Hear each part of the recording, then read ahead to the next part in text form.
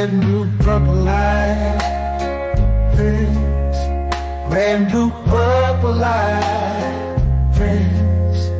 Facts. Brand new purple light, friends. Red and blue, purple light, friends. Facts. You can get to know the ledger, sacrilegious Sunday to melanin Monday. You can get to know the ledger, my love. Just open your third eye on Thursday. Lord, the food, the art, the clothes, the Vatican's getting exposed fast. We put the show on the road. You better stay on your toes. I was till the land focused on the ego. Then I opened my heart, let go of the ego. Grand after grand, we stacking up these C notes. Facts, facts, yeah. We gon' put this shit on our backs. Facts, facts. We in your city, pull up where we at. Facts, facts. Peace, love and light. Peace, love to the family. Peace, love and light to the family. Peace, love and light to the family. These days and time, black man, is going to be the time that you have been waiting for. You came here for a reason. Whatever pressure, whatever adversity, whatever the fuck you feel, I don't know what you feel, but whatever you may be feeling is going to push you, and it's going to provoke you, and it's either going to make you or break you, similar to how pressure busts pipes or the shit makes diamonds. Peace to the family, peace to the universe, peace to the family, peace to you and yours. Welcome, welcome, welcome to Sacrilegious Sundays. You are now rocking with the best. Yes, this is your host for the evening, Brother Red Pillar. How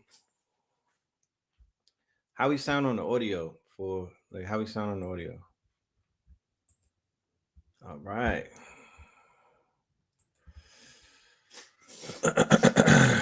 Give me an audio check. I think I heard Crumb say that it's a 7-second delay. That explains a lot. All right. Audio good? Awesome, awesome.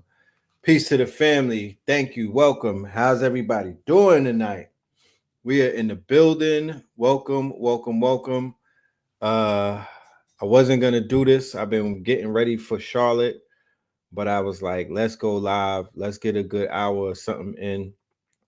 Let's talk about some of the things that are going on and shit. You know what I mean? Let's talk about some of these things. So we're gonna do the roll call. Let's do the roll call, and then we're gonna get to the show. All right. Shout out everybody pulling up, on this good Sunday. 415 San Francisco in the building. Shout out to San Francisco. Nashville, Tennessee. Crenshaw in the building. Shout out to Crenshaw. All right. Portland in the building. T-Dot in the building. We got Sacramento. We got Long Island City, Toronto, Portland. We got Alabama, Detroit, 5110, Hollywood, Coachella, Indiana, Florida, Maryland. What's popping? Maryland. Tuscaloosa, Scotland Yardie, Tulsa, Oklahoma, Waco, Texas, CT. All right, we got Ohio in the building, New Orleans up in this thing. BX, stand up. Shout out to the BX. All right. We got Alabama 2 times. Pinecrest, Mississippi. We got Melbourne, Australia, down under, my G. San Antonio, Norfolk up in here. Cleveland, Ohio up in here. Washington, Auburn is in the Final Four. Salute to them. England up in this bitch. VA up in this. Happy birthday, Toy Young Lee, Cosmic Soul. Happy B-Day to you. All right. My good Aries. Shout out to all of the Aries out there. Shout out to all of the Aries out there. Ohio, we got the LBC. All right. We got Delaware. We got Alabama. All right. Brat. Yes, sir. LBC out here. Out here. The LBC out here. Y'all link up.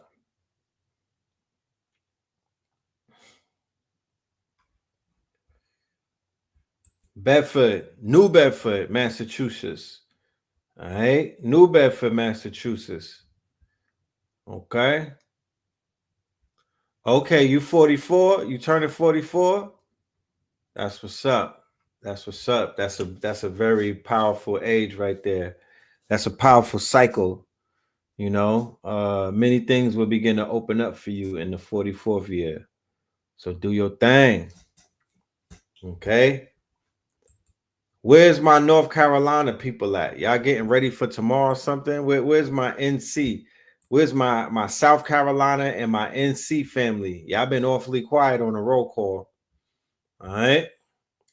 Get ready though, because tomorrow we're gonna be in your city doing what we do. Me, Blue Pill, my dude Jefferson from Athletics. Feel me? We're gonna have some of the hometown heroes pulling up. It's gonna be a movie. All right, it's gonna be a movie. Oakland in the building. You know what I'm talking about? Shout out to Oakland. Brockton, Massachusetts, Colorado Springs. Colorado Springs. So,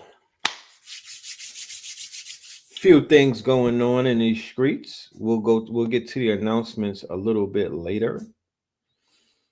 How many people saw the Kanye interview?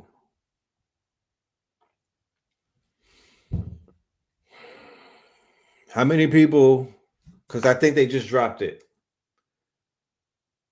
How many people was able to watch the academics in the Kanye interview? We got New Zealand in the building. All right now. Shout out to New Zealand. Yeah, give me your thoughts. Give me your thoughts, your initial thoughts, because it's one of those things where I think it's an hour long. Let me double check. It might be like an hour and change. What are your initial thoughts? I didn't watch the whole interview because I didn't want to start the show too late. You know what I mean? I do have to get up a while early tomorrow. So I saw about 30 to 40 minutes of it. You know what I mean? I saw about 30 to 40 minutes of it. And you know, it's exactly what it's a lot of venting. It's an hour and 22 minutes long. And it's, you know, it is it's a more, I would say, centered yay, if that's anything, because when he's not centered, he's off the edge, he's unhinged and whatnot. You know what I mean? When he's not centered, he's like leaning off of these sides. So he was centered today. He was doing a lot of venting, you know, a lot of venting, a lot of personal shit that he was trying to get off of his chest. Yeah, personal gripes and whatnot. And you know, it's him. It's typical. Like if you saw a Ye interview before, you kind of know what to expect.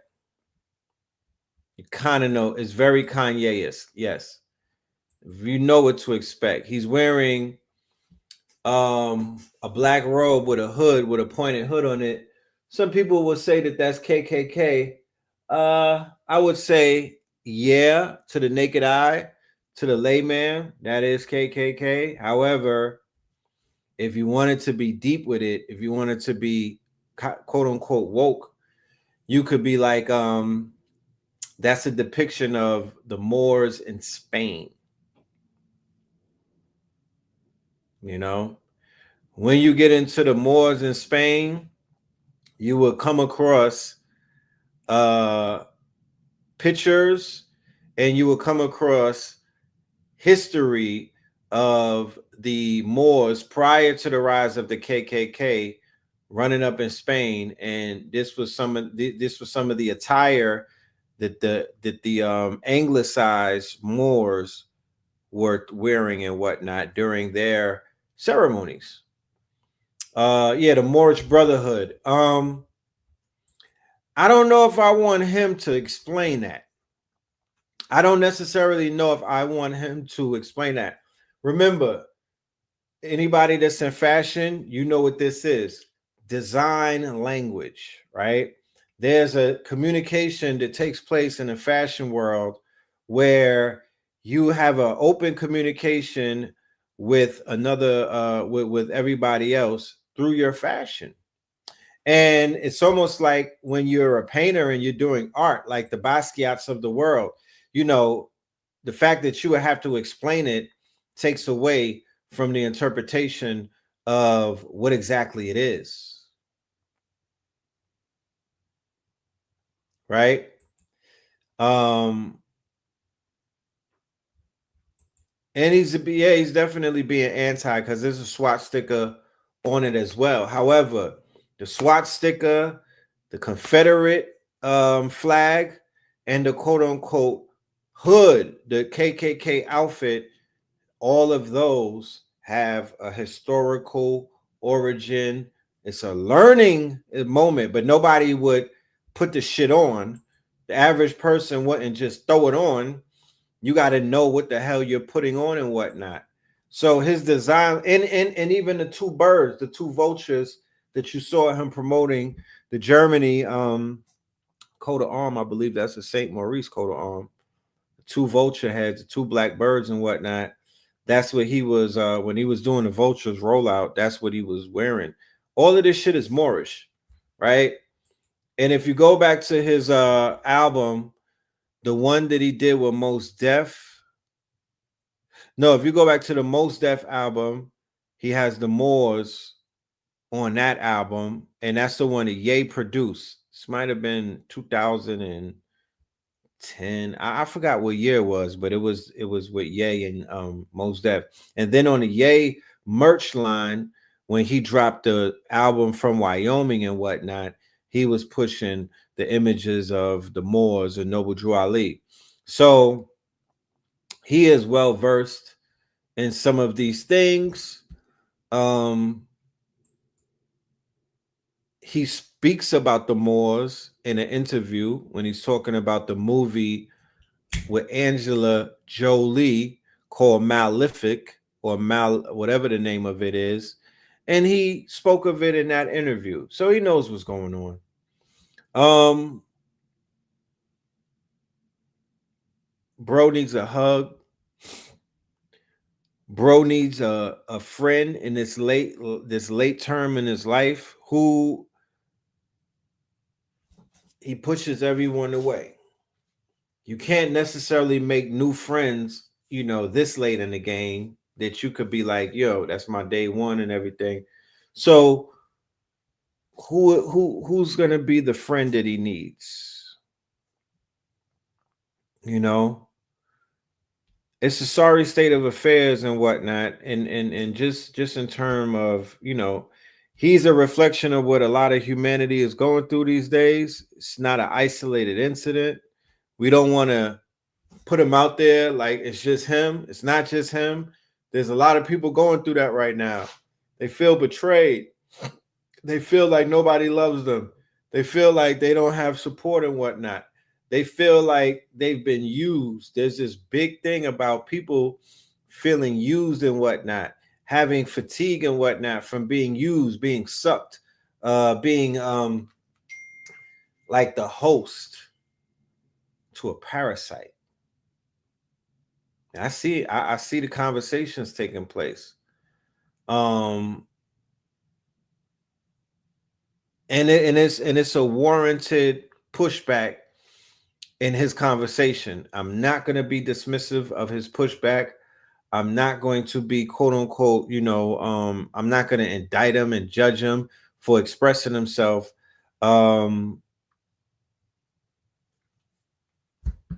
And my $1 million question to anybody that was watching it or whoever watches it afterwards is, can you, how do you see it? You know what I mean? How do you see it?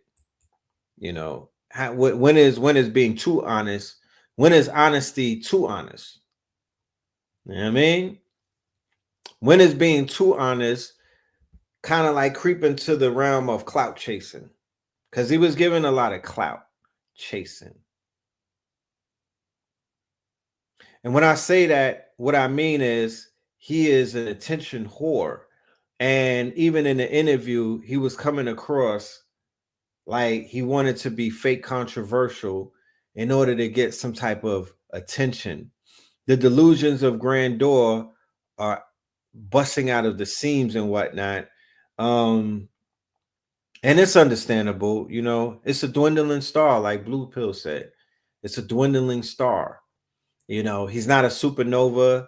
He's not one of these quote unquote planets anymore.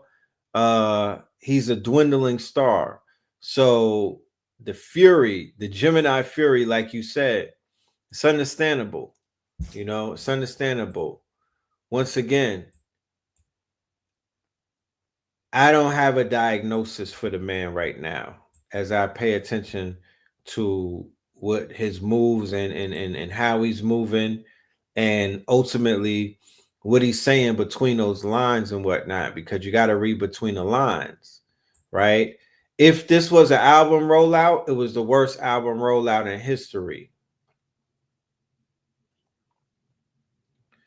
If this was an album rollout, then it was the worst album rollout in history, because people don't even want to listen to the album, bro. He dropped something called Bully, and his activities did not make me want to listen to that shit. I did not feel compelled to listen to it, bro. I listened to Little Durk's album before I listened to that Ye shit. I'm still not ready to listen to it. You know what I mean? And that's saying a lot, because there's been artists out here who are a POS. They are some bad human beings and whatnot. And I'll listen to the music. You feel me? Like they'll have rappers that get unalived, and I'll go right to iTunes and listen to that shit. I'm like, I want to listen to this Ghost album. You know what I mean? But when they said that Bully dropped, I was like, and I'm not really pressed at this moment.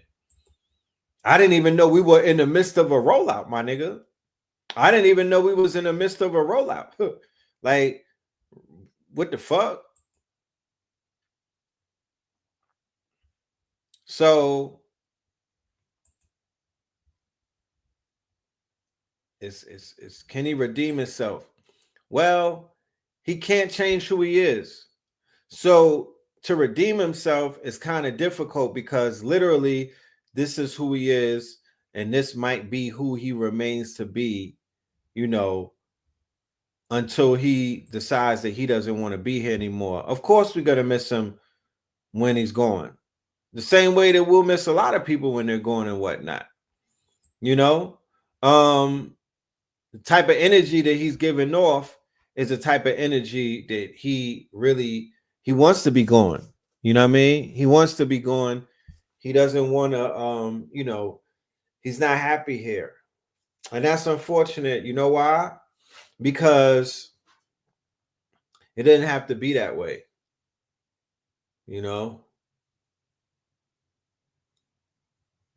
It didn't have to be that way. You know what I mean? But like Tony said, she already misses him. The person that we know, Kanye West, we don't, that's not who we see anymore. This new persona called Ye, that's a different person. Same body, new persona. When people adopt personas, right? They literally, it's almost like changing the channel on the TV and whatnot from channel 2 to 3, or channel 4 to 5 and whatnot. That's a new persona, meaning that that's a new person. You see it in AI and whatnot. Chat GPT has personas. You could say, yo, I want you to adapt the persona of a rocket scientist and answer this question. There would be a question that rocket scientists can only understand, and it will turn into that person. You know, it would turn into that persona. So Geminis have how many personas? Like, what's the default on a Gemini's personas?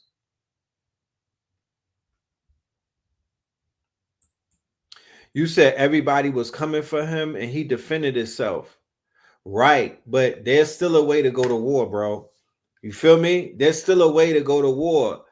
All wars are not fought the same. However, you could fuck around and try to defend yourself and lose the war because you're doing it wrong.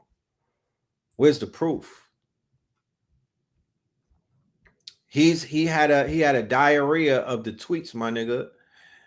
And I was thinking about it earlier. I was like, damn, who had the worst diarrhea of the Twitter of the tweet of the Twitter fingers? Was it him or Gucci Man in 2016 or 17?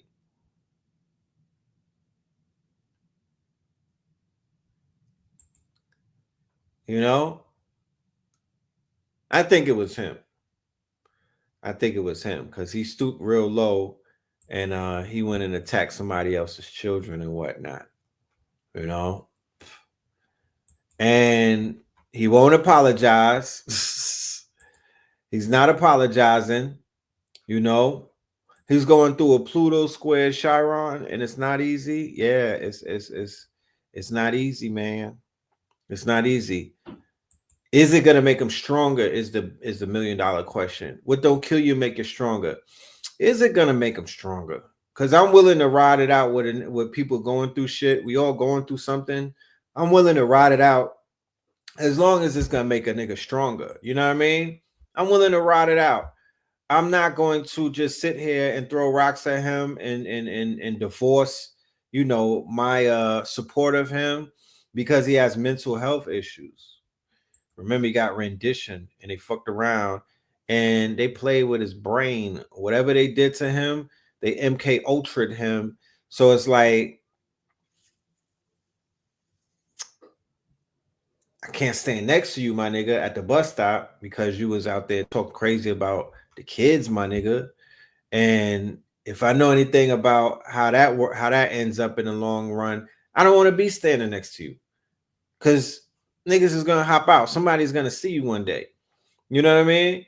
You kind of like, I don't want to stand next to you at the bus stop. However, I don't want to throw you away and have something horrible happen to you because at the end of the day, I will still feel like we lost.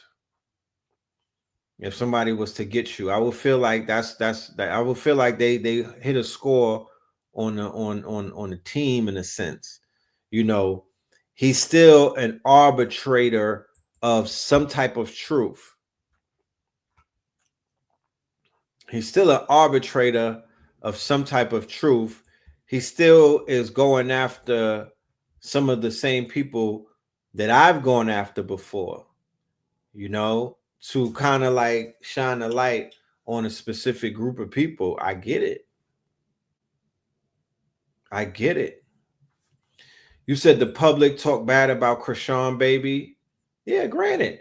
There's people in the public that say fuck them kids, and there's people in the there's groups of people who advocate murdering children at every turn. So what does that mean? You know what I mean? What does that mean? The public is cursed, my nigga. Nigga, the Joe Public is cursed. You know how many RIPs is on my timeline? The Joe Public is cursed. They cursed in a way that they've never been cursed before. I've been on this planet for a minute, and the way this shit is going these days, it's never been like that.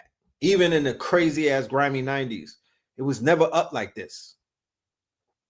You know? So when he said it's a problem, yes, it's a problem. We expect more. Fuck that. It's a problem, my nigga. We expect more. You going to war, but you going to war and you are not winning that war because you don't know how to go to war.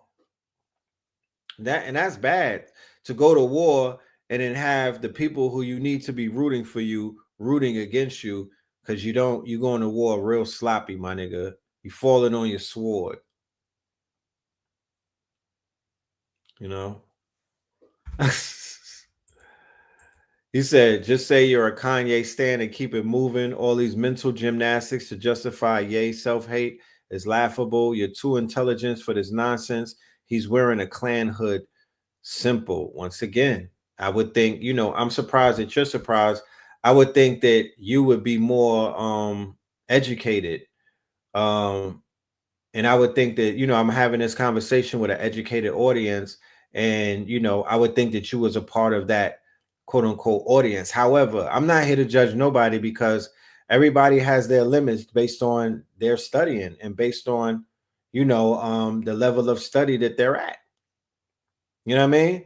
But I just sat up here and explained to you that both the KK, everything that he's done to get you niggas in your feelings and whatnot, everything that he's done to kind of like push ignorant buttons.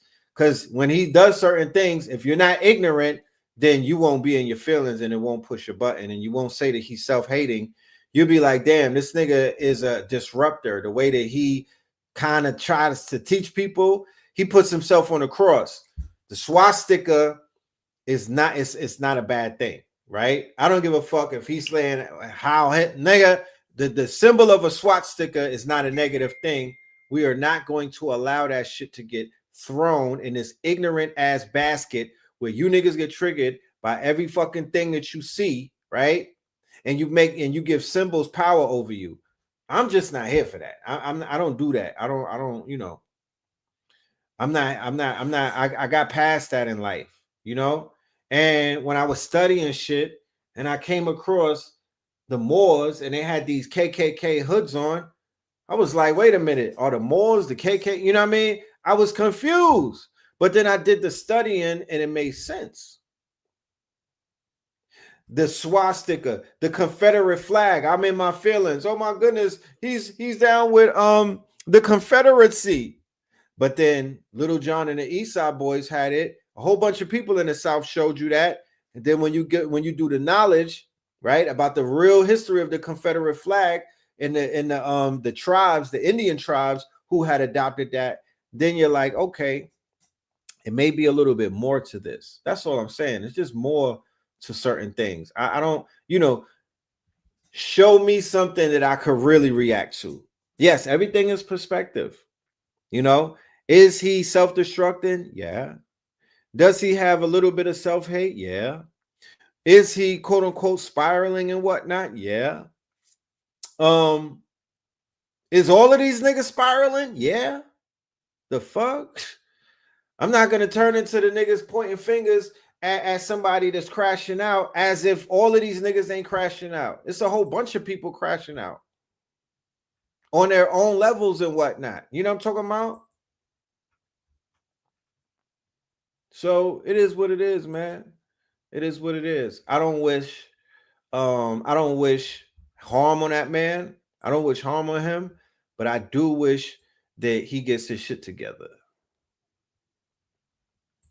And then he say, don't you speak of, yeah, I speak about small hats. And if you were listening to this diatribe that I'm having, I said that we speak about some of the same things.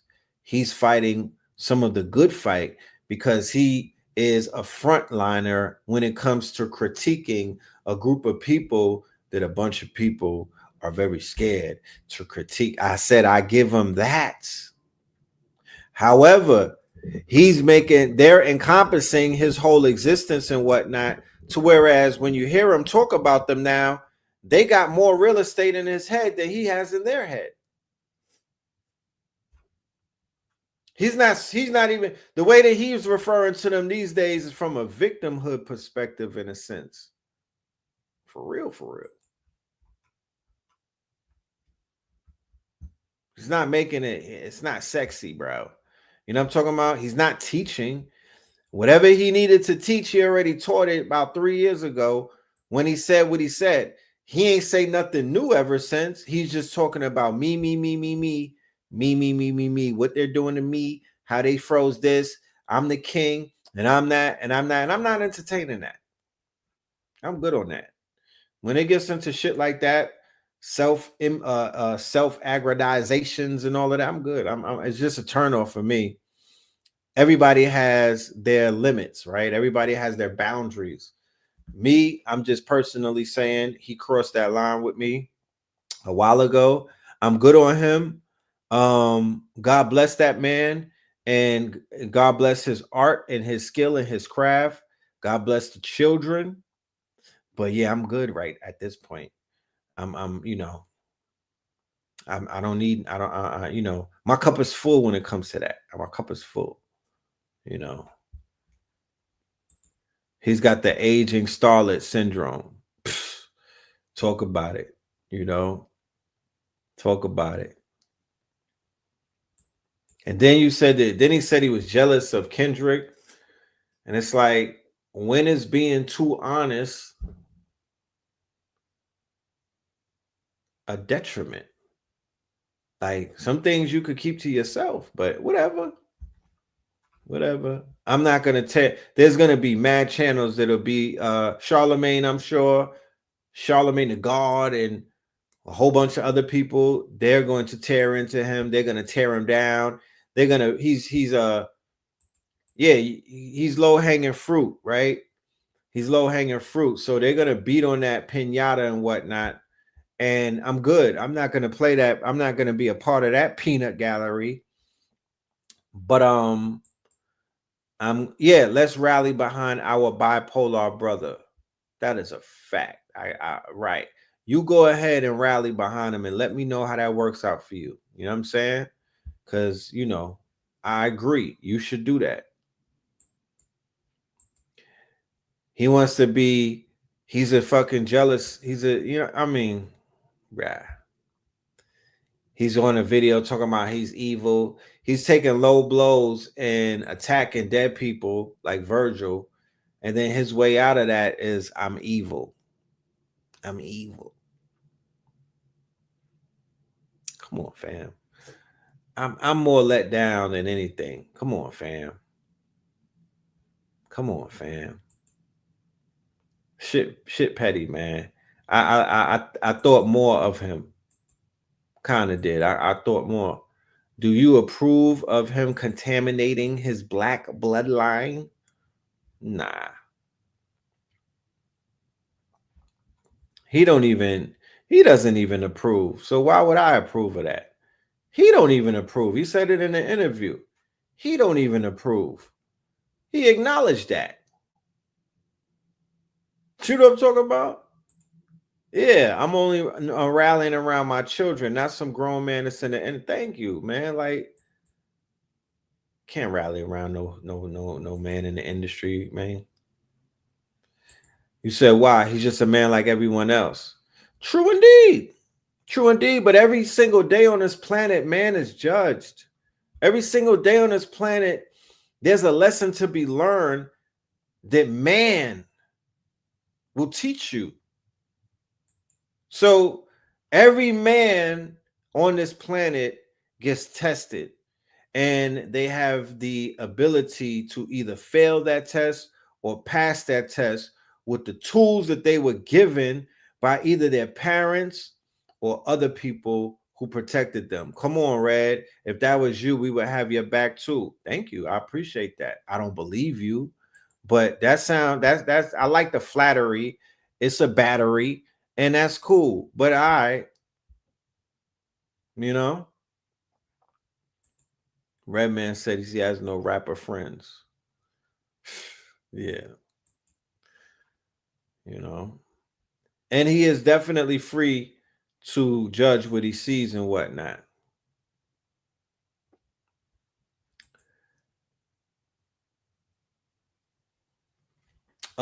Is what you see with Ye aesthetic nihilism? Yeah, yeah, to a degree. What I see though with his spiel and whatnot is that he's zeroing in on certain people who are embodying this nihilism thing. And he's saying, no, don't look at them. Look at me. I'm darker. I'm more evil. I'm more controversial. I'm nihilistic. You know what I mean? It's just giving this sorry cry for attention, this petty ass cry for attention, where it's like picture day and you just want everybody to take your picture. And I'm kind of good on shit like that. You know what I mean?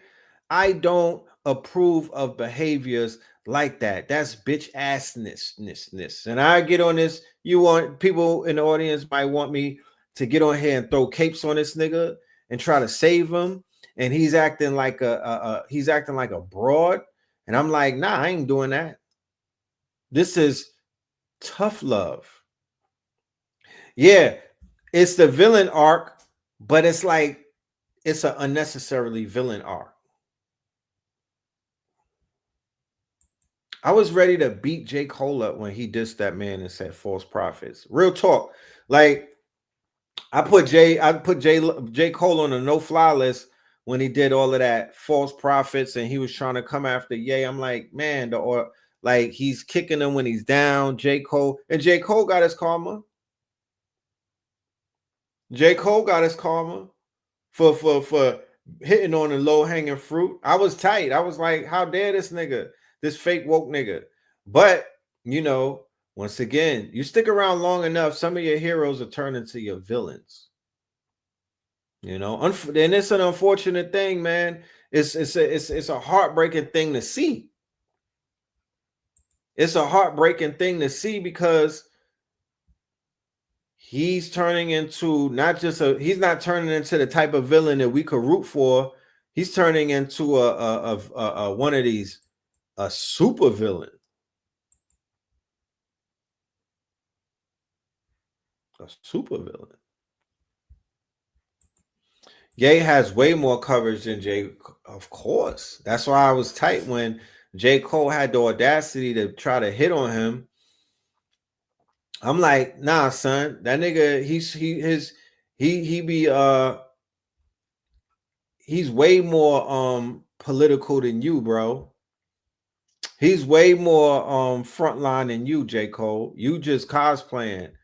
Yeah, like Ye falls on his sword. That nigga, he jumps off of roofs and whatnot. You know what I'm talking about? He jumps off of roofs and whatnot. But yeah, man.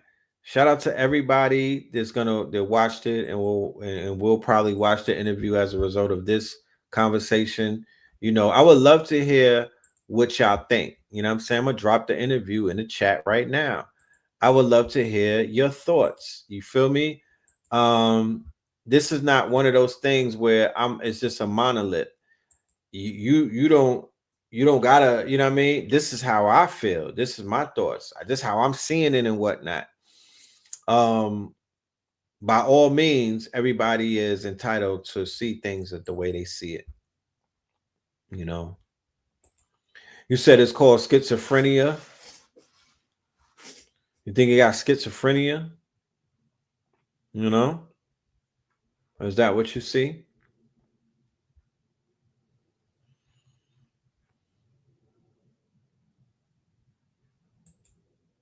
Yeah, when he had the Sean John t-shirt on and opened up the door. You feel me? I was like, okay, that was the Ye that you know what I mean? It looked like he was kind of, then he was like, I'll be right back. Let me get dressed. Kodak sometimes, man, Kodak is gone, bro. That nigga's gone. Kodak is, he's more gone than Ye is. How about that? How about Kodak Black is like eon? He's years ahead of Ye in terms of being gone, and that's saying a lot, bro. Kodak Black is fucking gone. I'm suspecting that the boy he was beefing with went to Haiti and put the hex on his ass. His ass is gone. You know? And that's exactly what I was saying. That Ye is a poster child for so many people. So many. That's why they will try their best to single that man out and make it look like he's the crazy one when a lot of niggas is crazy. A lot of niggas was crazy. You know what I mean? Like, there's a lot of crazy people out here suffering. You said he's the next DMX. That shit look worse than what DMX was going through. I'm just keeping a buck, yo. The Kodak situation looks worse. I didn't see DMX in such a bad situation. If they had tapes on him looking that bad, they hid that shit. Cause I seen DMX post the addiction looking crazy, but not during the shit. You know what I mean? They catching Kodak while he's geeking and whatnot. While he's geeking. You said that he's young, he could catch up though. I don't know. It looks mental. The shit look mental, bro. It look. How many people do y'all know who mentally their mentals collapsed, right? Their mentals collapsed, and they snap back to where they got that shit in order, and they're the same person that you knew before. They went back. They turned their channel back to channel number 2, and these niggas is on channel 0. I don't know about that. You said, Red, they call us crazy. Who is us? What are we talking about? Who is us? Let me share something with you. And this goes for everybody that's out there, you know, and y'all on y'all Kanye shit when y'all open your mouths. There's a way to articulate the information. Feel me? You could wear every, because remember, you're wearing a swastika and you're wearing a hooded sweatshirt for attention. You're part of the attention economy, right? You're part of the attention economy. You want the attention. You are being a spectacle on purpose. Nobody comes outside with a fucking black hood on from a black KKK if you don't want people's attention. But what it is that you want to shock people, you're like a shock jock, right? And that's cool. We should work on articulating ourselves when they say, yo, what's that about? What's up? What's this about? You should be able to talk that shit and not be, you know what I mean, scatterbrain and whatnot. It's all in the delivery, it's all in the explanation. When it's all said and done, can you explain why you're doing what you're doing? Because if you can't explain it and you're all over the place and you're scattered brain, then they could put the jacket on you. They could put the jacket on you and whatnot. And I ain't talking about being able to explain it like white people and everything. You know, nah, speak that shit in your language. But be able to articulate what it is. What is your philosophy? What's your truth? Like, what are you standing on? All of our thought leaders are crazy by the masses, Red, Bobby Hemmett, all of them. The difference between Bobby Hemmett, the difference between Phil Valentine, the key word that you said is master teacher. This nigga's not a master teacher. He's an artist, right? And I've been binging on Bobby Hemmett. I've been binging on Delbert Blair and Phil Valentine. There's not one video that I saw them and I was like, what is this nigga talking about? Like, he's not articulating himself, right? To whereas I could understand what he means. I understood everything that they were saying. I understood everything that they were talking about. And it was articulated from the perspective of a teacher. So if you're teaching the people, chances are, if you can't get it, you shouldn't be in that class. You know what I'm saying? Like, I've been to college before.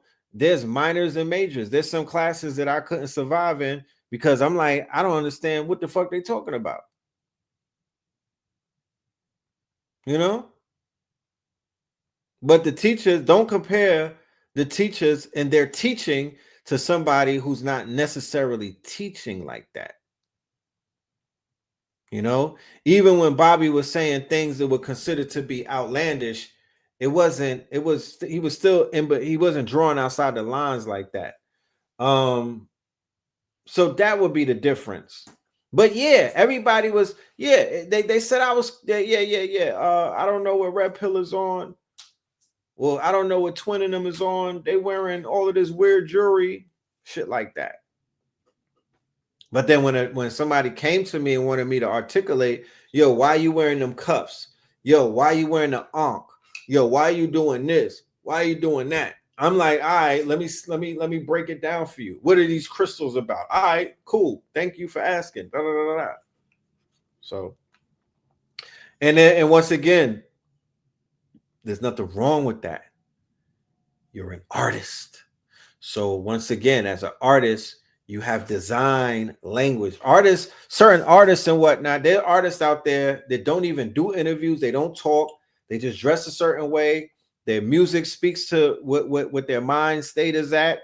And you see them in concert and shit like that. You don't really know what's on their mind. You got to look at their outfit.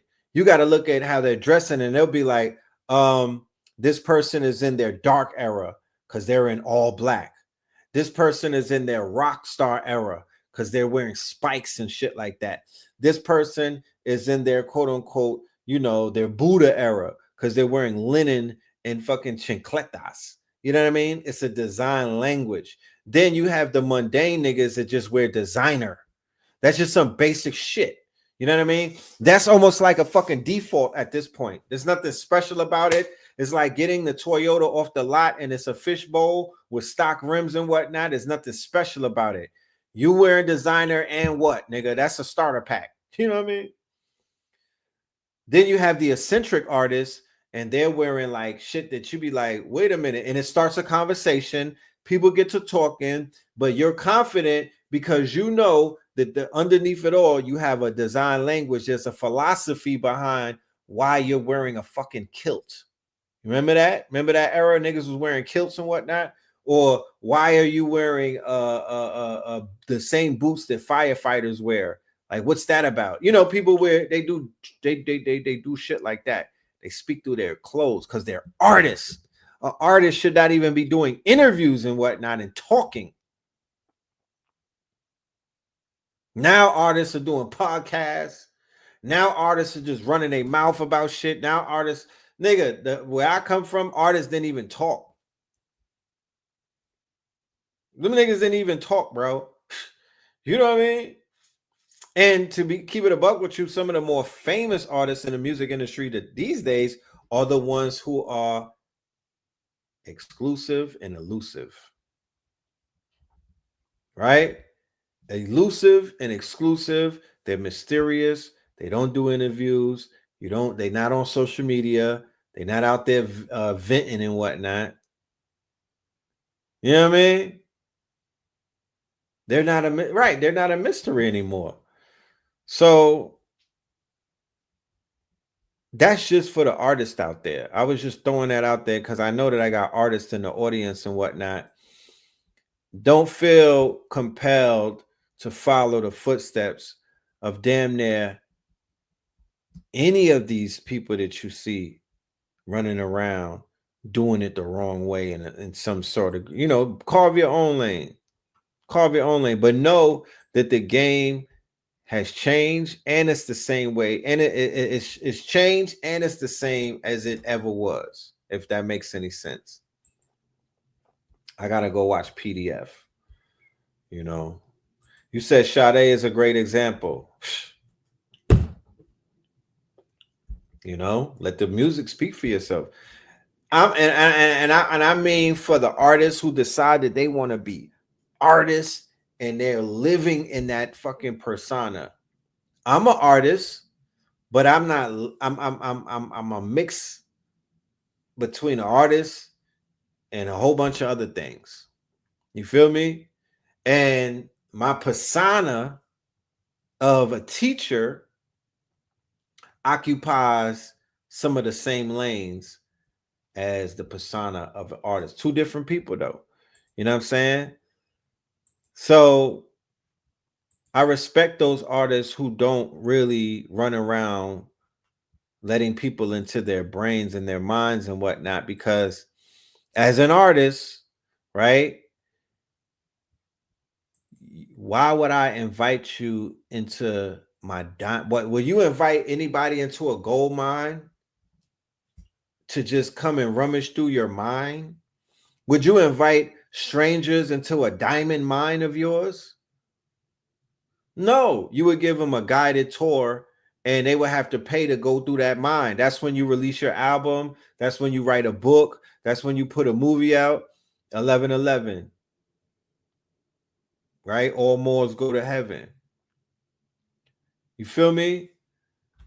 That's when the artist is communicating, and it's a guided tour that you got to pay at the door before you walk into that mine. And your mind is like a diamond mine, right? So it's like you're getting up there talking to DJ Wacademics. That's the first L. Why is it the first L? Because if I'm gonna communicate, and if I was a yay, I would learn from my mistakes, right? That you don't communicate with none of the journalists who cannot interpret the shit that you're talking about, and not just interpret it. They will go from the interview and then go on their platform and completely try to dismiss you because they're not vibrating on that frequency. They don't have any obligation to uphold anything that you said to them. So once again, you're giving your IP, you're allowing a motherfucker to walk through your mind and whatnot, who is not going to respect you once they leave your presence. Wacademics needed the interview because his ass is in the motherfucking dog pound and he was clout chasing, right? So here it is. They want both of them are using each other, and I'm supposed to sit around and be like, this is fire ass journalism. No, it's not. Because DJ Academics is not going to uphold anything that Kanye said in the next upcoming days. And then when DJ Vlad gets to his ass and starts asking him, because you know DJ Vlad is going to have an 80-part interview with like 10 different people for the next 3 months about this fucking interview. That's how they do their content. Then he's going to ask DJ Academics, man, you didn't even say anything when he came out there wearing a hood. And Wacademics is going to be like, man, you know, I was going to say something, but fuck it. What I thought was how much money I'm going to get from YouTube when this shit goes viral. So I just, you know, but you know, he's crazy, right? Yeah, man, that nigga's crazy, man. All of that shit. You know, all of that shit. These niggas is weirdos. All of them trying to climb out of the shallow grave that most of them are all in. You know? The whack 100s. They're saying he's the federal police. The Wacademics, he got charges on him. You feel me? He's a fan and a stan. All of them weird niggas. He got a weird case. Yeah, why is he around? All of them is intel. They all triple agents. You feel me? None of them can be trusted. None of them can be trusted. You know? You're cloud chasing. You know? They're cloud chasing. So I'm not impressed. We did a first episode of Hip Hopolis today. I'm also going to drop the link in the chat for that, the replay. I want y'all to get familiar with that channel. I want y'all to subscribe to that channel. And I want y'all to check out the first episode that we did and whatnot. And we were talking about criminality and the culture. Criminality and the culture. I definitely want to do a part 2 to that because we went on for an hour and change, and there was so much more that we could have talked about. One of the things that I'm appreciative of is Brother Rich interview style. I like the interview style that he has. It's one of the best interview styles in the community and whatnot. He asks great questions at the right time, and he's able to create this fusion of different schools of thought and whatnot, and put it into like one question. And what we talked about to an extent, but like I said, I would want to go in a little bit deeper, is the state of media, hip hop media, the state of hip hop media, and what does that mean for the culture?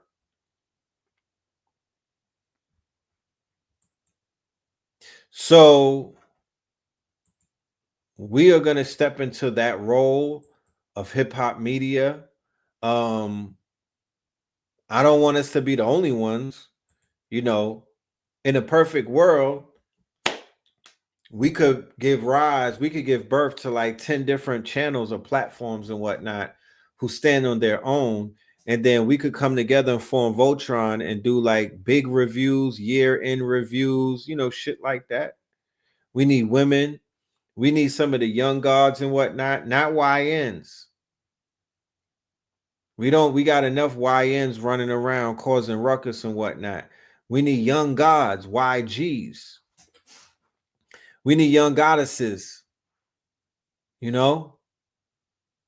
need young goddesses. We need young gods with a perspective, because think about it. When I was 18, if I had a show and whatnot, if I had the opportunity to broadcast around the world, like I would have had some things to talk about, but the 18-year-olds of today, y'all are blessed. Y'all are quote unquote, y'all don't know how good y'all have it.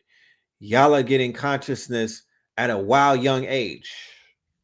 18, 17, 16, 20. I'm impressed. So y'all have a perspective that generations that preceded you might not have had, because they didn't have supercomputers in their hands and whatnot, in their pockets. They didn't have supercomputers. They didn't have the ability to get any question answered and whatnot. They were not exposed to the things that some of the younger people are exposed to. We appreciate your perspective. Be raw and honest. Don't be classless. Don't be tasteless. You feel me? But be raw and honest and whatnot. Don't feel, talk to us like you talking to your uncles and your aunties and whatnot.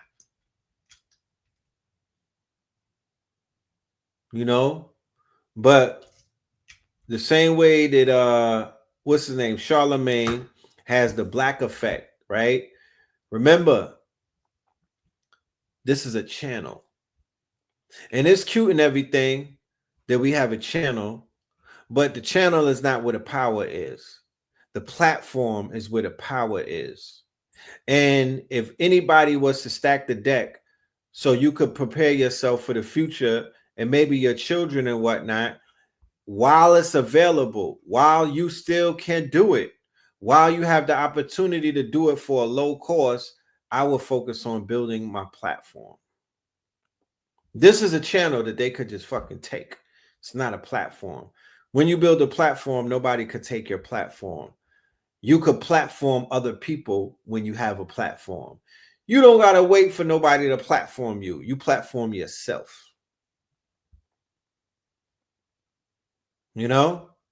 So you want to build out a network of different brands or different channels that could become platforms. You want to have a brand where you have multiple platforms. That is going to give you the leverage moving forward. We don't have leverage.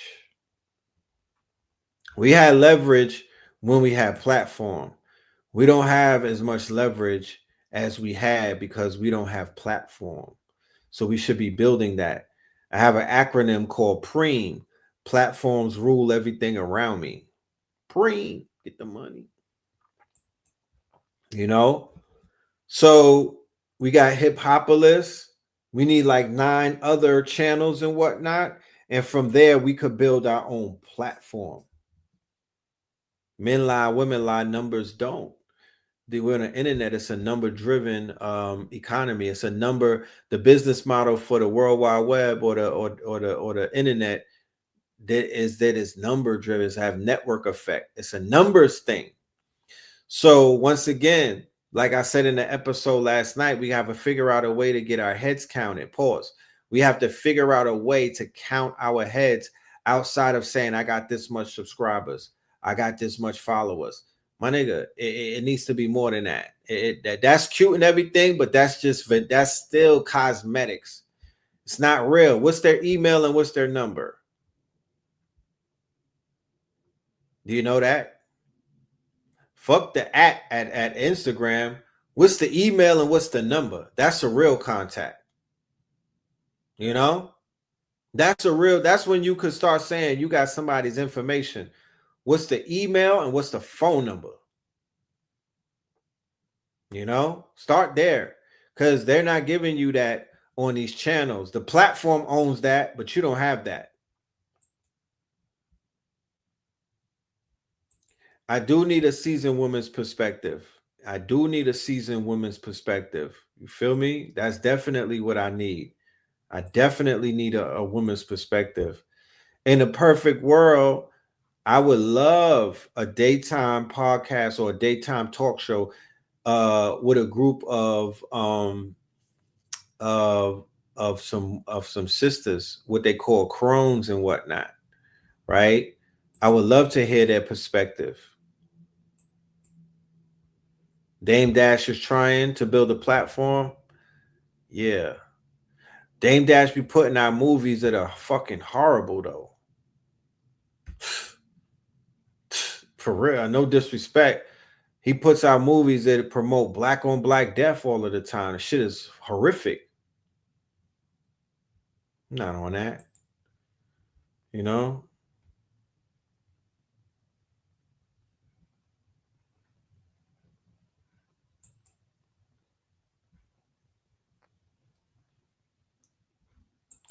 Bring on a land realtor. Yeah, that would be dope. That would be dope.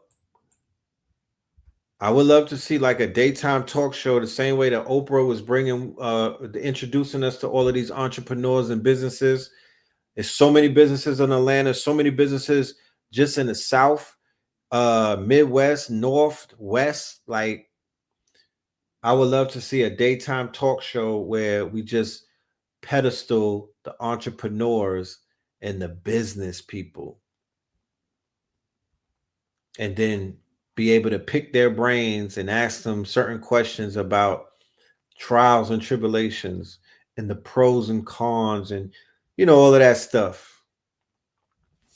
I got some videos though that I'm going to share. We're going to go through some videos. You know how we do. We're going to watch some videos and then we're going to comment on these videos. It's like a watch party. So ever since the ever since the Fear of a Blackamoor Messiah lecture that we did on 322, there's been so much information coming out. There's been so much revelations coming out. We're gonna have to do an addendum episode, like an epilogue and whatnot. With all of the guys and whatnot. I gotta bring back B-Del. I gotta bring out Kibalon back. I gotta bring Blue back, and we have to do the follow-up because there's a lot to follow up on. So many things have happened ever since we did that lecture that is mind-blowing, right? I'm gonna upload Blue Pill I'm sick of saying this shit. You need. He was doing the whatchamacallit. He was doing his what's that? Mineral Ministries today. It was a powerful episode of Mineral Ministries. I'm gonna upload that on the channel tonight. Y'all will get if you're signed up to the channel, you'll get the notification and whatnot. So definitely make sure you're signed up. Okay. All right. So give me 1 minute. Let me finish uploading some of these videos.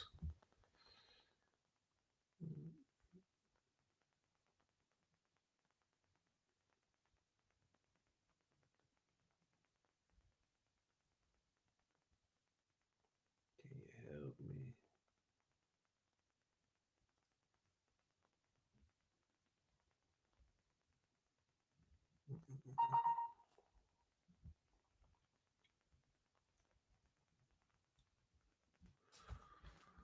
All right. Let me pull these up.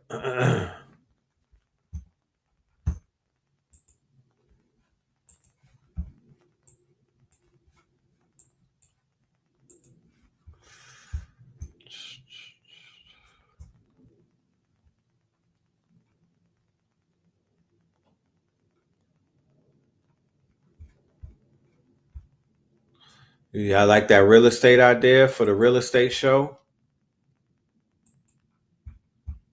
Give me some what do y'all want to see the real estate show doing? Give me a little bit of you know what I mean? R7. Give me a little bit of insight on how that show would go and whatnot. And we'll get that thing pumping.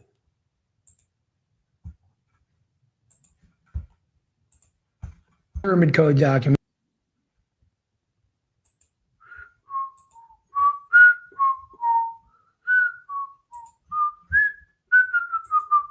Breaking news years ago.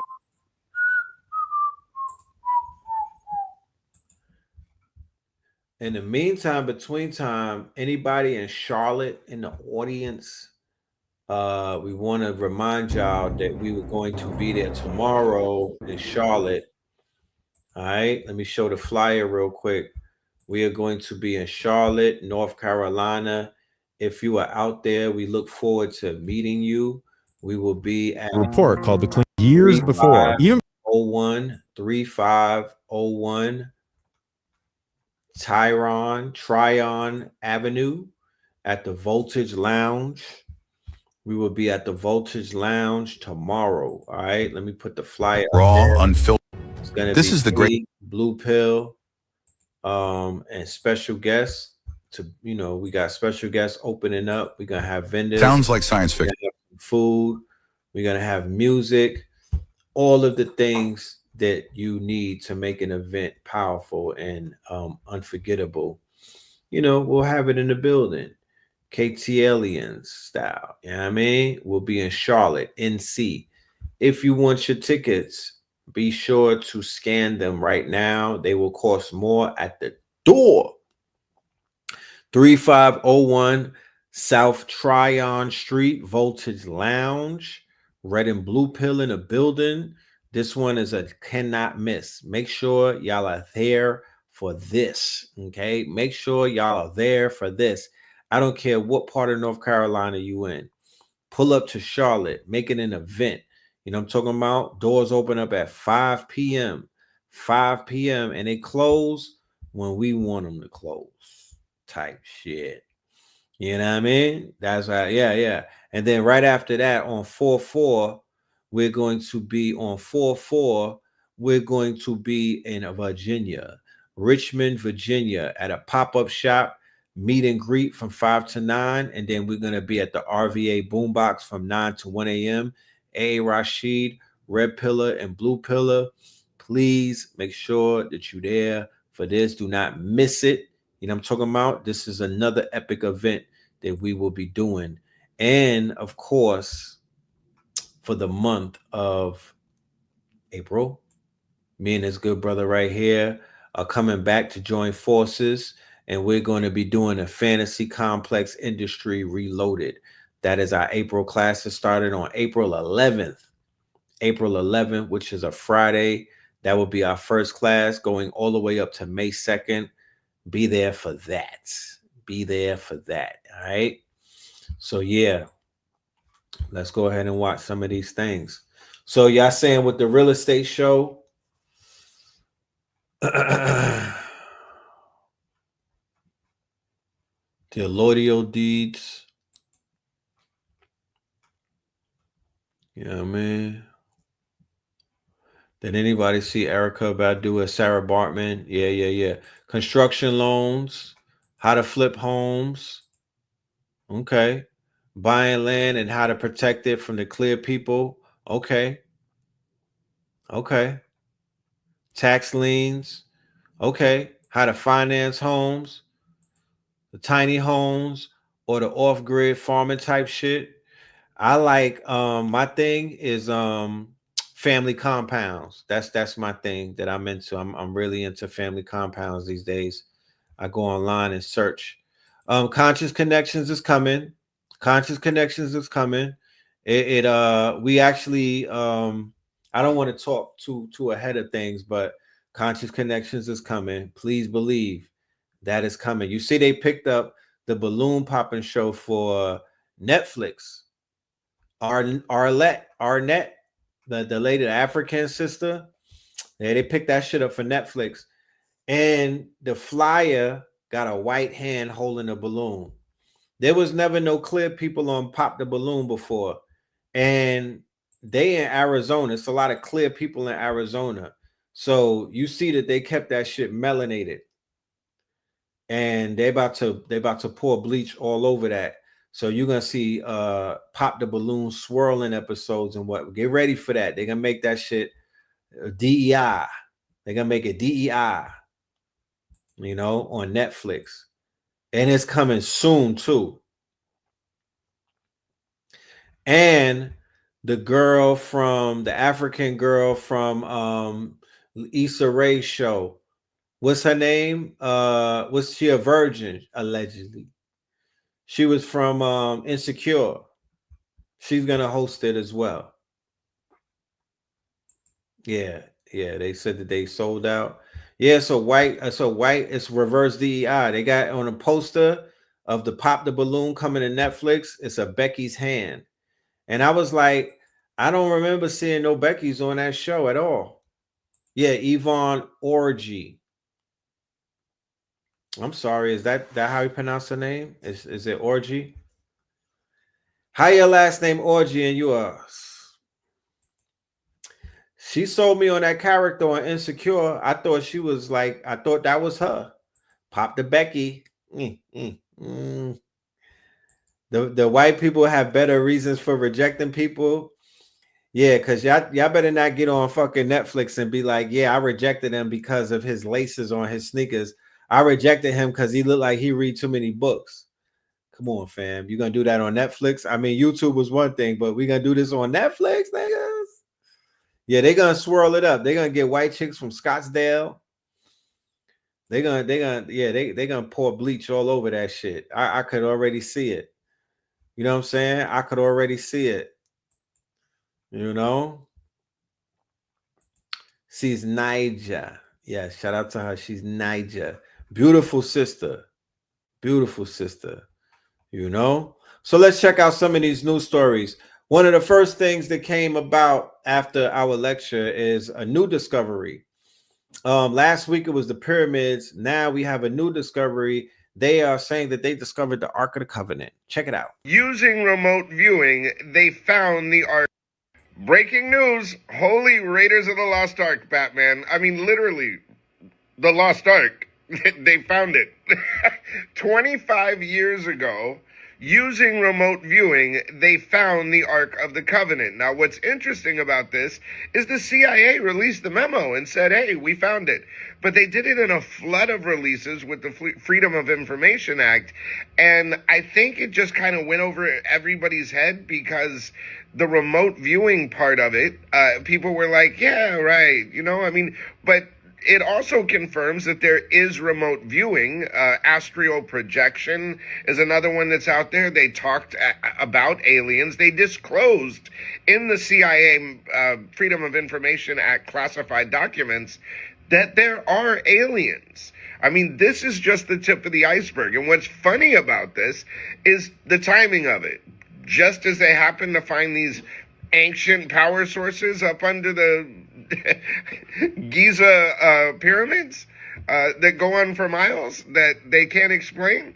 I mean, that probably confirms that Noah's Ark and the massive flood, I mean, and now the Ark. And I mean, the CIA's Project Sunstreak took place in the 80s and used remote viewing. I mean, this is crazy that, I mean, in mainstream media, it says it's in the Middle East. And just so you know, the Ark is what holds, supposedly, the 10 Commandments somewhere in the Middle East and is hidden underground, dark and wet, and protected by a use of a power unknown to us. So not only does this memo confirm remote viewing, confirm that the Ark of the Covenant is real, but also confirms a power unknown to us. Folks, I'm telling you, I have seen gravity manipulation. I know this stuff is real, personally. Stuff's getting wild. Already spoke exactly about what was underneath the pyramids. Well, it spoke about the Ark of the Covenant as well, with its exact location, where you can find it, and what it entails. So what the CIA actually declassified in those documents, once again, is not new information. It's just a big organization and agency coming out saying, hey, look, this is what we did. And by the way, we did it like 40 years ago in 1988. So this project is called Project Sunstreak, like streaking the sun. And it's using something called psychoenergetics. So you called something called remote viewing. Remote viewing. Psychoenergetics is essentially this thing that is weird to most people, but it's very real. I've worked with remote viewers before. A lot of agencies work with remote viewers to find things that they can't find through traditional mechanisms, like missing bodies. I work with somebody named Patricia Mona. She found 30 missing bodies for the RCMP in Canada when they couldn't find it themselves. And it's all done through this really weird mechanism, but it works because these very big agencies actually use them. Yeah, Ross Ben got the plug on the remote viewing.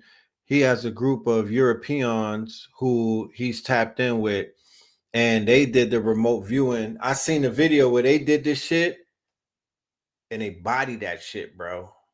They bodied it, bro. Like, he knew what let's just say that they bodied it.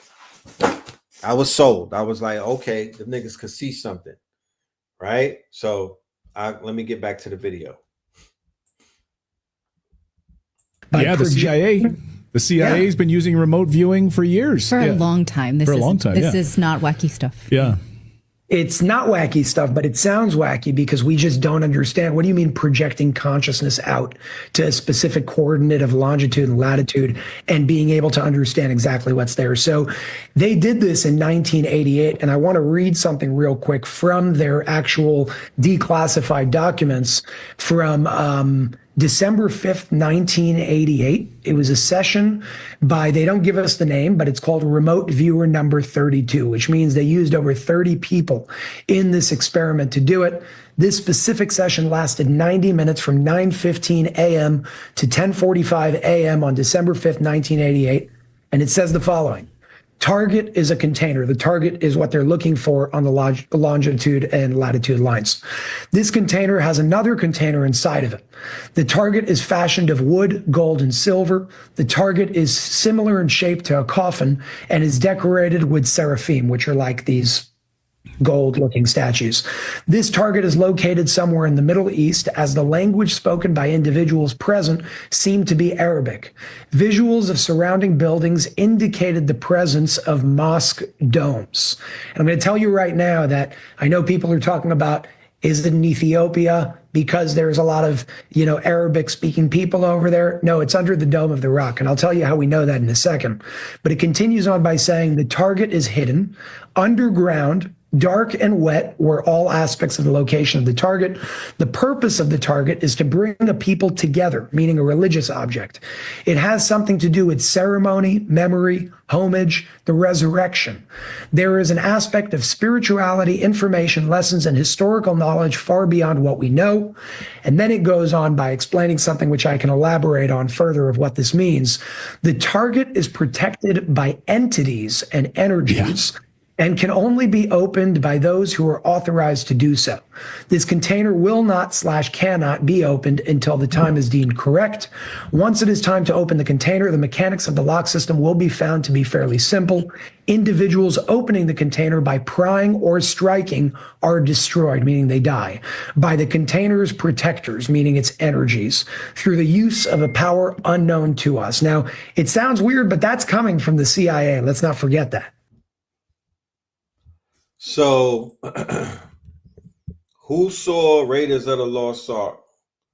The first one with Indiana Jones. I remember I went to the movie theater to see that. I'm giving my age away. Right?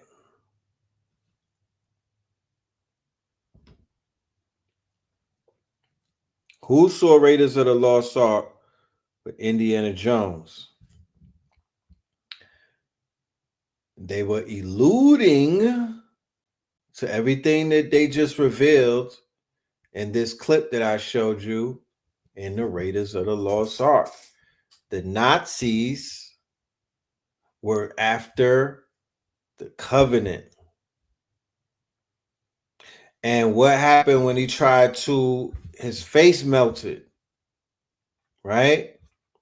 His face melted because he was not anointed. He was not one of the chosen ones to quote unquote go amongst the ark. And the ark basically, they had all of them ghosts coming out of the ark and it melted his face. Like I remember that shit. I was kind of like, I was young in the movie theater and I was like, what the hell did I just look at, bro? That shit stays with me forever. You know, all of the Indiana Jones movies are referencing this stuff. And what's also interesting is the fact that, once again, these reports come out around the same time that the damn movie comes out, if not afterwards. Because somebody Google when Raiders of the Lost Ark came out. You feel me?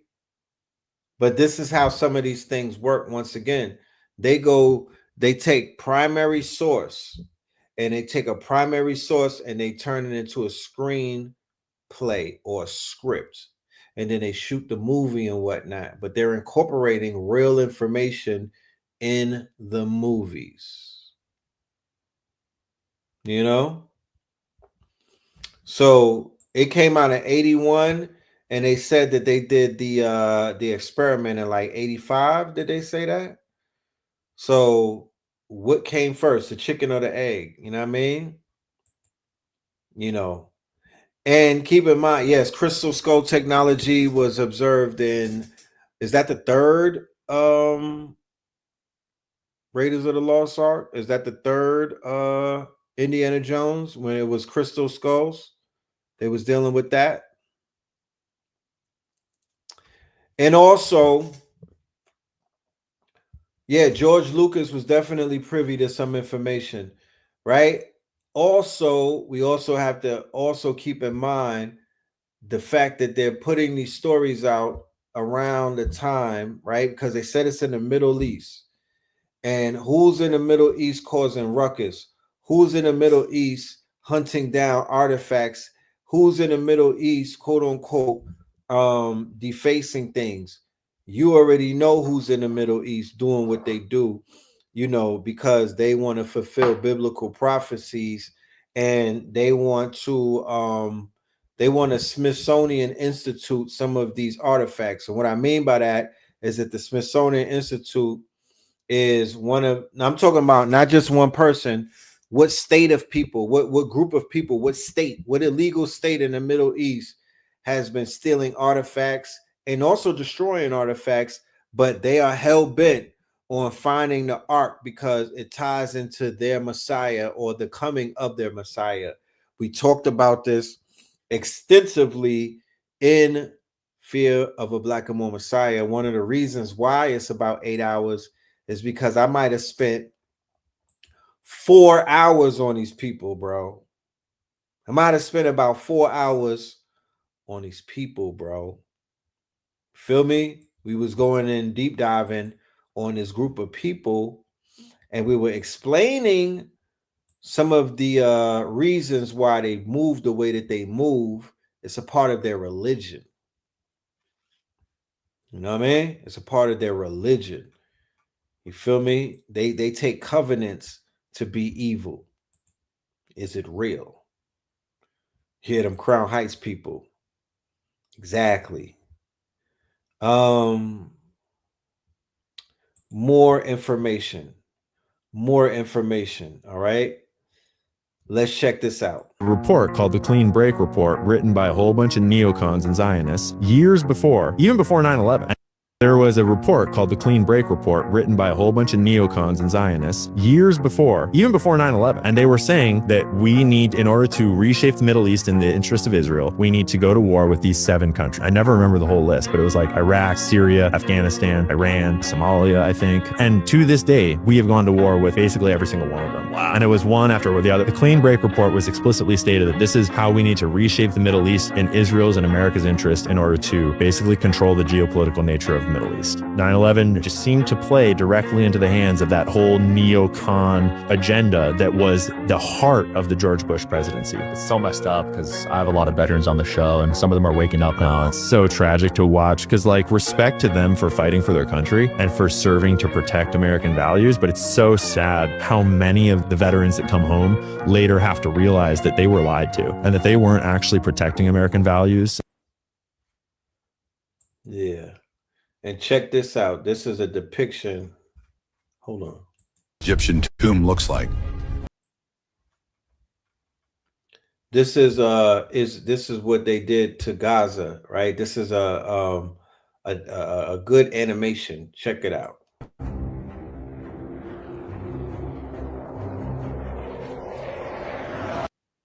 So once again, keep in mind, some of these lands are considered to be holy land. Some of these lands have all type of things under the sand, under the earth. You know, even Gaza has multiple tunnels and whatnot. There's somewhat of an inner earth. There's cities underneath cities and whatnot. So this is prime real estate. You know what I mean? This is like South Beach in the Middle East. This is prime real estate. And you see the water outside, that water, inside of that water is about $1 trillion worth of gas and things of that nature, right? So this is how they're displacing these people so they could take trillions of dollars worth of natural resources.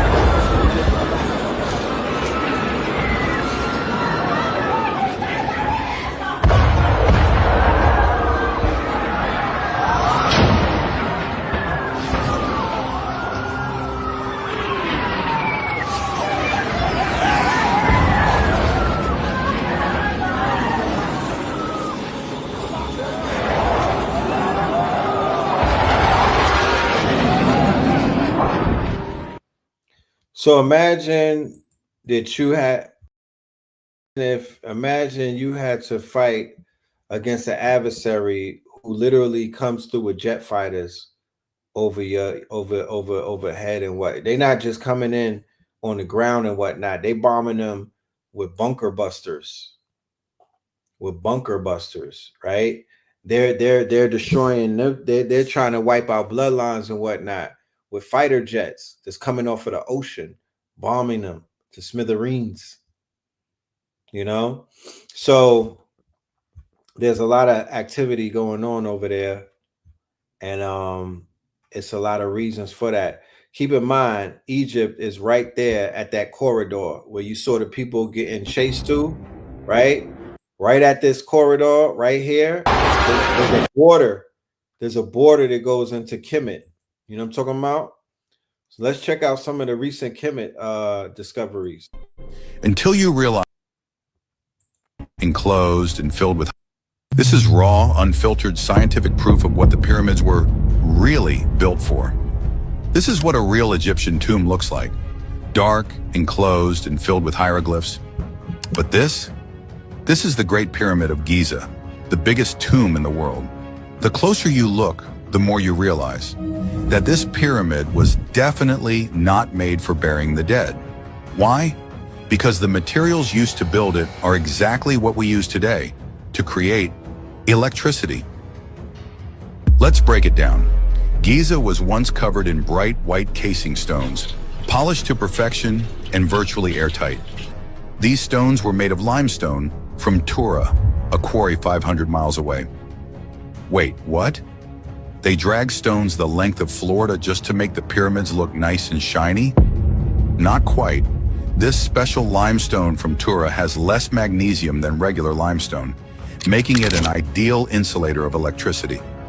Oh, and it also reflects sunlight, keeping the inside cool. Coincidence? Maybe, but let's keep digging. The interior chambers of the pyramid were built with rose granite, which contains asterisk 85% quartz. Quartz is piezoelectric, meaning it generates a small electric charge when moved or squeezed. The same quartz we use to power wash batteries and barbecue lighters. But that's not all. Granite also ionizes the air inside the chambers, further increasing the conductivity of electricity. And guess what? This granite was sourced from Aswan, another quarry hundreds of miles away. Now here's where it gets weird. The granite slabs inside Giza have these strange structural designs that don't exactly look decorative. In fact, they're incredibly difficult to make. Why would you build a roof like this using 80-ton stone blocks from hundreds of miles away when you can't even see it from inside the chamber? Historians claim these were relieving chambers meant to prevent the room from collapsing under the weight of the pyramid. But here's the kicker. The chambers below had no such relief. On the other hand, if you were somehow able to apply pressure to these chambers, you'd get an electric charge from the quartz. A lot of it. But electricity can't just exist on its own. To utilize it, you need to direct it through something. Enter copper, a metal often used in wires to conduct electricity. And guess what a remote camera revealed in the pyramid's narrow shafts just a few years ago? 2 copper handles embedded into the stone at the end of the shaft, the only metal ever confirmed in Giza. Oh, and there's also what appears to be a wiring diagram painted on the side of the shaft. In 2018, studies proved the pyramids can focus electromagnetic energy in their internal chambers and directly beneath them. That's real, quantifiable scientific evidence. Many archaeologists also report electromagnetic readings inside and above the pyramids. So, let's recap. The pyramid's exterior was made with an insulator, the interior with conductors, and the chambers with materials that produce electricity. Are these all just coincidences? And even if we did have electricity generated in the pyramids, how would this energy be distributed for everyone to use? Here's another twist. Nikola Tesla, the father of modern electricity, may have known the answer. Tesla believed in wireless energy transmission and even built the Wardenclyffe Tower to test his theories. Some say he was silenced before he could reveal the full potential of his discoveries. Could the pyramids have been an ancient version of Tesla's vision? And let's not forget the Serapeum of Saqqara, another mysterious structure in Egypt. This underground complex contains massive granite boxes, each weighing over 100 tons, with precision cuts that defy explanation. Some researchers believe these boxes were used for energy storage or resonance experiments, further supporting the idea that ancient Egyptians had advanced knowledge of energy manipulation. So were the pyramids tombs, power plants, or something even more extraordinary? The evidence is stacking up, and the truth might just rewrite history as we know it. What do you think? What if the pyramids weren't just tombs, but ancient power plants harnessing the Earth's energy? And what if Nikola Tesla rediscovered their secrets thousands of years later? Yeah, I'm of the understanding that it was a power plant. Those are definitely batteries. And like the hypothesis that was posed during the show that we did with Al Kibalon, what if those were heliports or teleports that were able to send our sentient light being bodies, not the physical body, but the sentient light in our bodies to other dimensions, you know? You know what I'm saying? But it's just interesting to ponder. It shows you that the European, you know, obviously is a Nubian who just got here because they don't know shit. You know what I mean? They're literally theorizing everything. We, on the other hand, a lot of this information is encoded in our DNA. You know what I'm talking about? All we got to do is lay eyes on it, and then we'll begin to remember. So, you know, shout out to everybody out there remembering, putting themselves back together. That's very important. You know, they did take a lot away from us, but we're in that day, and you know, we here. You know what I'm saying? We are definitely here, and more people are waking up to the truths of who they are versus who they're not. You know, versus who they're not. I'm gonna play this video and then we're gonna get up out of here because I have to get ready for my trip to Charlotte. All right. But we have a class coming up, a new workshop on Fridays. It's gonna be called The Fantasy Industry Reloaded. The Fantasy Complex Industry Reloaded. All right, so check it out. Yeah, you damn are savage. Yeah, you damn right. Musicians are the magicians of the modern day. They're the magis. They're tapping into Magi Nation, the imagination, and they are able to terraform this holographic reality. I make imagination real. I got the passion in the will. Yeah. If you talking cash, then we could build. I'm not like my dad, I pay my bills. I pack my bag and play the field. I make imagination real. I got the passion in the will. Yeah. If you talking cash, then we could build. I'm not like my dad, I pay my bills. I feel like this rap gon' make me mills. Riding through fortress on polo horses in my low sweats. Fuck your Rolex, bitch I tell time like the Olmecs. Bitch I'm tech savvy like the Toltecs. Tatted from neck to my soulplex like the Aztec. Nigga roll dice, wanna aspect. That's all on ice when we blast tech. Aquarian age, get your ass wet. Pressure bust pipe, take your last breath. How can I falter? Rocks on my altar. From the rock of Gibraltar. In the Mediterranean. Ahead of the game. Head in the rain. For Nigerian dames. With Iberian names. Gold everything. Africa James. Siberian change. Cold as a Fendi. The gold of the Mendes. Bunch of pentagrams. 666 likes on my Instagram. And all of them goddesses. 666 likes on my Instagram. I make imagination real. I got the passion in the will. Yeah. Yeah, that's a classic right there off of Scorpion King. That's it's almost 10 years old, that song. That's off of the Scorpion King, featuring Red Pillar and Cambada, you know what I'm talking about, called Imagination. And yeah, we're gonna be doing these classes, so I look forward to having y'all in the building. We're gonna animate the artwork, we're gonna turn it into animation. We're gonna show you the process of taking a script, because you saw the original artwork that I was showing you. We could take chicken scratch and turn that into a piece of art, and then we could turn that art into a moving picture and whatnot.